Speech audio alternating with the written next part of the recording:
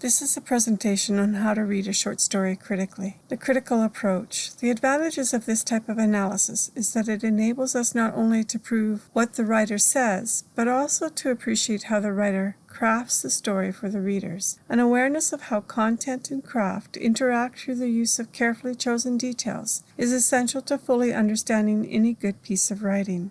Let's look at this approach through the use of the opening paragraphs of a short story by Jack London titled To Build a Fire. Note the steps you can take to understand a text better. Step 1 is to note the title. The title is a reference to the main idea, and as you read the story, try to understand if the title is literal or figurative reflection of that main idea. If it's figurative, look to understand how the title relates to the story's setting, plot, and main character or characters. If it is literal, try to extend the meaning to the life experiences in general. So let's take a look at To Build a Fire, the title of this short story. Is the title literal or figurative or both? And what is suggested to the use of the title? It's literal in that it's about an inexperienced person trying to build a fire that is essential to life. But it's also figurative in that it suggests how we need hope to sustain life. Then the next question, what is the topic then? Well, the topic is evident in that it is about building a fire, but it could be about any natural hardship and man's ignorance. What can you associate with the title? Because that will help to figure out meaning as well. Good association would be that fires can be difficult to start when the wood is wet and there's limited kindling. Another idea might come through is that it takes some skill to build a fire. What is the importance of the topic? A fire can be the difference between life and death at times. And how might you connect to that title? You might think about camping and trying to build a fire, or you might think about how destructive fires can be, or you might think about how fire can represent light and hope. Step 2 is to note the point of view in the opening sentences. Read the first sentences to identify what point of view is being used. If it's first-person narrator, that would be suggested by the pronoun I or me. Keep in mind that all you read is filtered through that point of view and may therefore be an incorrect perception. Try to evaluate what these perceptions are suggesting about the character. If it's third person, keep in mind that you need to understand whether you see and understand the feelings and thoughts of only one character, or if you understand the feelings and thoughts of many of the characters. If it's just one, then the author is lending it a more empathetic tone towards the main character typically. So let's take a look at the point of view here. This fact did not worry the man. He was used to the lack of sun. It had been days since he had seen the sun, and he knew that a few more days must pass before that cheerful orb due south would just peep above the skyline and dip immediately from view. Who is the narrator here?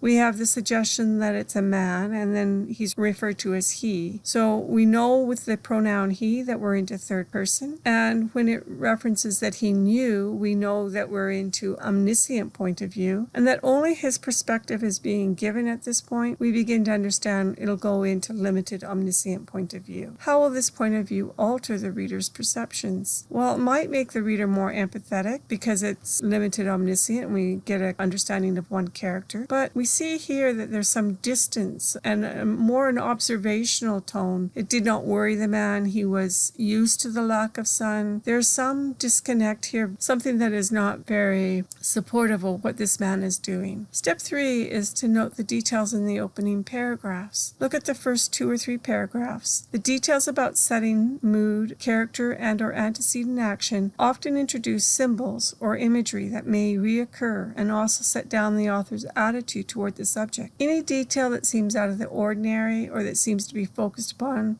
should be noted, since the writer provides an initial focus for a purpose. He might be foreshadowing coming events. He might be looking at trying to give you an understanding of the character. Keep such details in mind while reading, noting any further details that reinforce and thus confirm your initial observations. So here's the opening paragraph. Day had broken cold and gray, exceedingly cold and gray, when the man turned aside from the main Yukon Trail and climbed through the high earth bank where a dim and little-traveled trail led eastward through the fat spruce timberland. It was a steep bank, and he paused for breath at the top, excusing the act to himself by looking at his watch. It was 9 o'clock. There was no sun, nor hint of sun, though there was not a cloud in the sky. It was a clear day, and yet there seemed an intangible pall over the face of things, a subtle gloom that made the day dark, and that was due to the absence of sun. This fact did not worry the man. He was used to the lack of sun. It had been days since he had seen the sun, and he knew that a few more days must pass before that cheerful orb due south would just peep above the skyline and dip immediately from view. So let's take a look at some questions about that opening paragraph. What is suggested about the setting of this story? It's set up as gloomy and threatening. What might it be saying figuratively? The situation might mirror his own mental state, in that coldness is a sense of foreboding and unrest and unease. What mood is established in the first paragraph? What might this be suggesting? It's eerie and threatening. It's suggesting a harshness of reality. It's not something pleasant. He's in for a hard time from the very beginning. What is suggested about the main character? That he's clueless. He's oblivious to the threat. He's very inexperienced. And what is revealed about the plot of the story? This story is going to be about his survival. So step 4 is to track the changes in the main character. What, if anything, is significant about the physical appearance, way of dressing, personal habits or abilities, or the class or perceptions of class of the main character in that initial paragraph? Well, the author doesn't provide a name for the character, and that's interesting, nor is there any description of him given, and this distance shows a detached observational tone. The two things that are mentioned about him is that he's excusing himself out of being out of breath by looking at his watch, and that he wasn't worried, suggesting the author's almost irritated with his actions and sees that he's not really taking in nature's clues. So another question, what is significant about the main character's thinking and ways of speaking and actions? The character is choosing to set out on a harsh and gloomy day, and then he chooses to take the less traveled path that is steep and likely more difficult, and he doesn't seem prepared for the difficulty because he's out of breath when he reaches the top of the first initial steep bank. So all of this is pointing to this idea that there's some poor decision making going on by this character, and we lose some sympathy for this main character because of those poor decisions. Continuing the tracking, has anything of importance happened to the main character as he's going through these events which are influential? The antecedent action tells of earlier experiences and the plot tells of something happening now. How is that character changing? Is he learning anything? Do the events of the story or revelations in the story change the character? What realization or change has occurred? Is the main character different from other people? What is the main character's self-perception? How do others see the character?